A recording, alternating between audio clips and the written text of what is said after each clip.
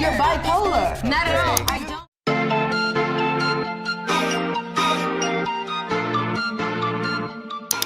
She's a businesswoman, a TV star, a host, a producer, an actress, Hi everyone, and welcome to my first video. Today I will be discussing some of my K-pop not so unpopular opinions. Remember, these are only my opinions. You can disagree if you want to, no need to get all stressed about it. I won't bore you with this intro any longer, let's get started. Dum Dum wasn't that bad of a song, but K-pop stans need something different to hate on each month. From the Regina George hair to the 2000s clothes, the vibes were immaculate. My favorite part was the drop at the chorus. Most people say they don't like the song because of the chorus and rap, and yes, I agree with the rap part. It was unnecessary, but the rest of the song was great, and you have to admit it. The song is so good I kept it playing on repeat, and I bet you all did too. You are just too scared to admit that the song was good. In conclusion, Sunmi slays and Dum Dum was a great song. I rest my case. I know there will be a lot of people, mostly stays, coming for me because of this one, but it's true, Stray Kids' hype is over. It was all fun and games during God's Menu era, but now their popularity is going downhill. God's Menu was something new that got people interested. The overall sound and vibe was different from other songs coming out at that time. I feel like they tried to do the same with Backdoor, but it didn't really work. Most popularity during that era was due to the new stays. Then we got them participating on Kingdom, and we got Wolfgang, which in my opinion wasn't that good. But yeah, I can't lie, their performance on Kingdom was good. We got good stages and concepts, but then Noisy Air came, and oh boy. The title track of the album is boring. Sure, some parts are catchy, but overall it's boring. I find myself listening way more to Cheese or Domino than to the actual title track. Then we got the subunit songs, that weren't that bad, but the only one I'm actually able to enjoy is Red Lights, and yes, I know that songs screams BDSM, but I think it was good. The other songs are more like ballads, and they are good too, but Red Lights takes the #1 spot out of the unit songs. I'm a state too, and I'm saying this with no intent to hate on these boys. I know how much they struggled to come so far, and I appreciate their work. Anyways, next. I don't get the hype to the Velvet side.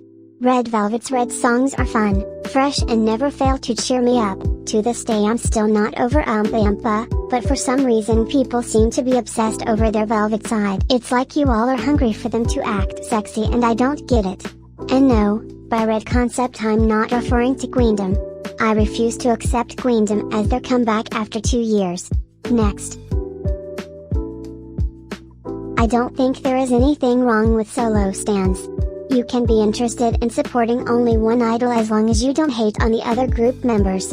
People are not obligated to be interested in the whole group. They might be interested in a member for their looks and personality and support their music, but not be 100% interested in the group as a whole. There is a difference in between solo stan and a gay, and people still don't understand it's not the same thing. Next.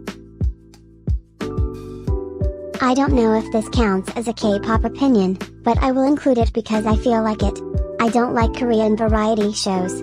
They're boring, and at this point the idols go there to play the same 3 games, answer stupid questions, and be uncomfortable. I don't get why Jessie started getting attention all of a sudden. She didn't have this much attention since she participated on the show Unis, if I'm not wrong. I don't really see anything special in her recent music. It's not bad, but it's also not something I would listen to on repeat.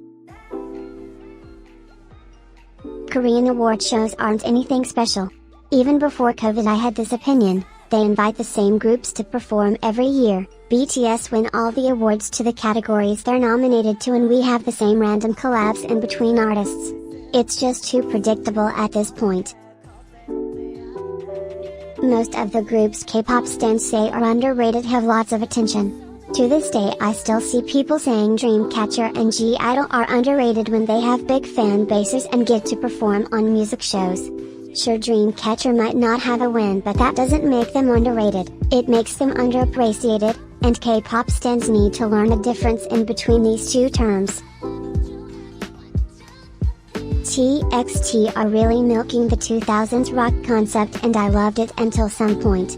When 0 by 1 Love Song came out, it was new and fresh, but now that they released Loser Lover, I just don't feel the same. It feels repetitive, and the song in my opinion isn't that catchy. I do like some parts, but the song became annoying to me.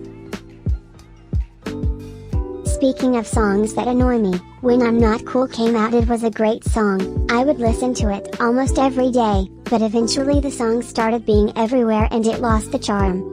Now it just annoys me, and if it starts playing I immediately change songs.